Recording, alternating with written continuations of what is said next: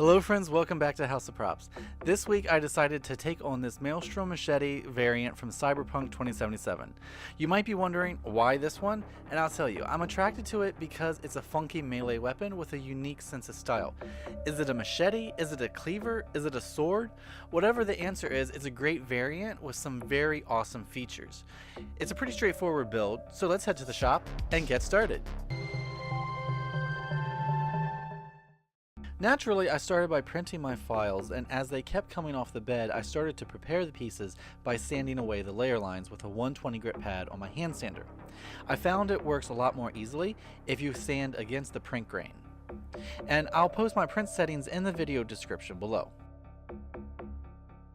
Next, I switched to some 180 and sand again. I'm doing this by hand because I don't have any 180 pads for the sander, but it's all good. Now, for this project, I'm not going to worry too much about making the pieces super smooth because I'm going to be adding texture later on, and that'll help cover up any remaining print lines. But I will hit the pieces with some 220 because I had a little Z-wobble happen and need to help reduce that. Now I'm going to specifically pay attention to the grip piece because the scales on the grip need to be smooth since these will not receive texture.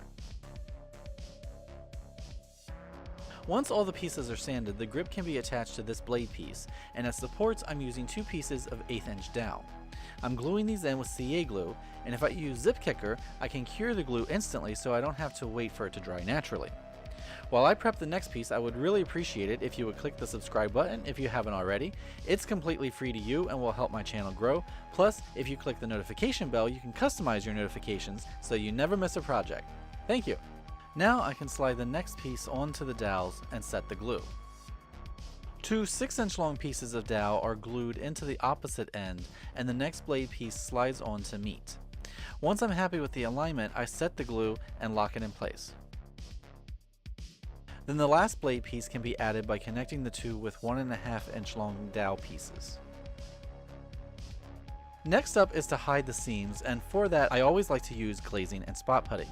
I always smear it thick onto the seams to make sure the gap is filled, and since this putty is acetone based, it'll shrink slightly as it dries and seams can open up or sink in, but by putting it on thick, I've never had that problem. Once the putty is dry, which can be anywhere upwards of 30 minutes depending on the humidity in your area, I take some 400 grit sanding paper and sand the seams until the putty is perfectly flat with the surface of the print. This can be messy, so take some necessary precautions if you want. I next mix the putty with some acetone and brush this onto the entire surface.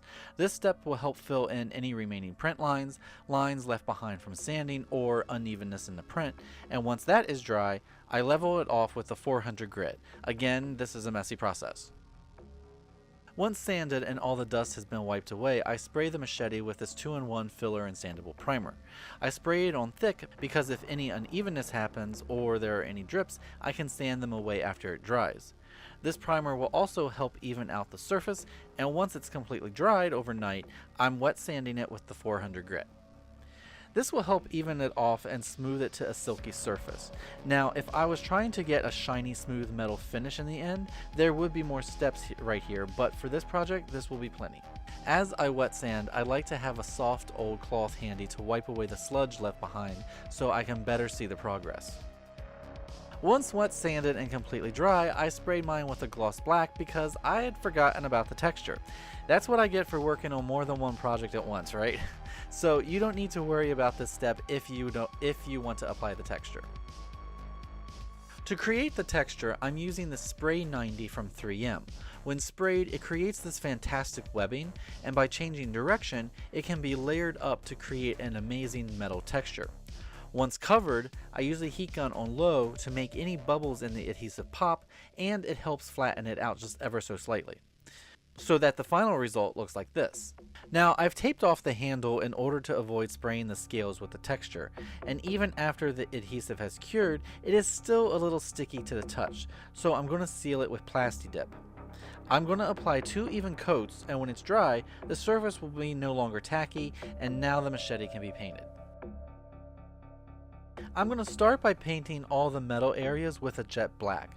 Black works great as a base for metals because it really allows metallics to pop. Once the black is dry, I dry brush on some metallic tin. I'm mainly trying to catch the high points of the texture and still allow some of the black to show through.